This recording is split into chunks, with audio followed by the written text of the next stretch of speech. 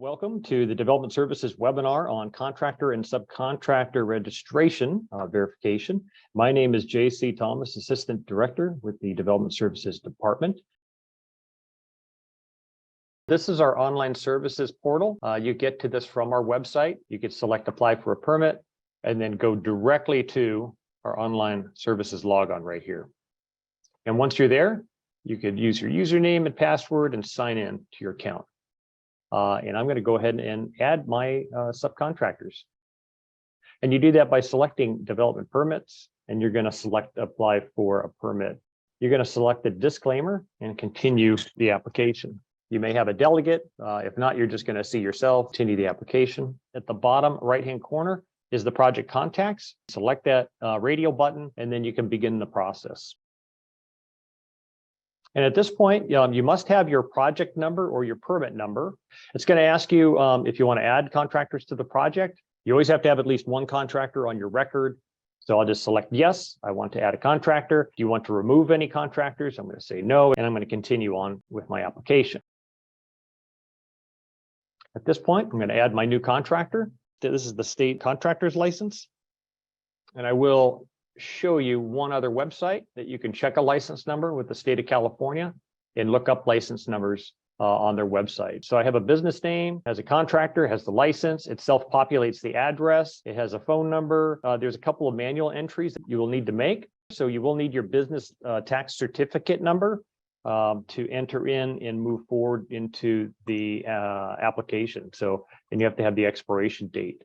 And again, you have to have the state identification number, federal tax identification number, and then any pending prior or pending labor violations. It's a yes or no question. Is this for a right-of-way permit? I'm going to say no. Again, I'm going for a very simple, perfect scenario for this first one. I'm going to say NA, and I'm going to say no. Well, I've now added successfully one contractor to my project, or one subcontractor. I can continue my application.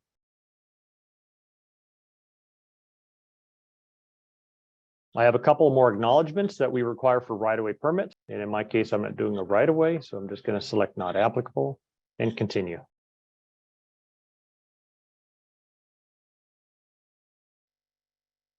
And now I can review all of the information I've provided one more time. Check the box that's saying under perjury that I am a licensed under the provisions of this code, and my license is in full force for the licensed contractor declaration, and then continue the application.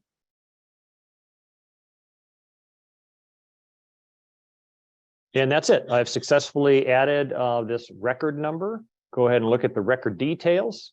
And I can see it's add remove licensed contractor. It has me listed as the applicant. And then here is the licensed professional that I added to the project. Go down and add remove licensed contractor.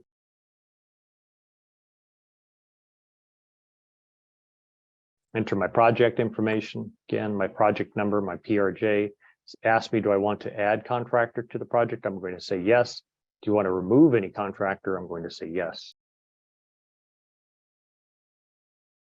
That licensed contractor has been added successfully. I'll continue my application.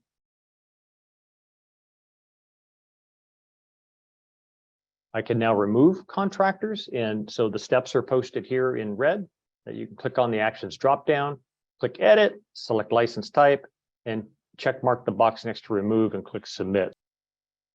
Select edit, remove, submit, and select continue.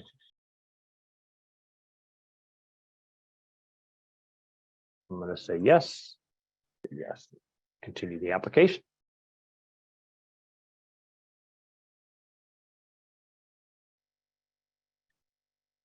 And again, I have an opportunity to review everything that I've provided, check the box, continue application.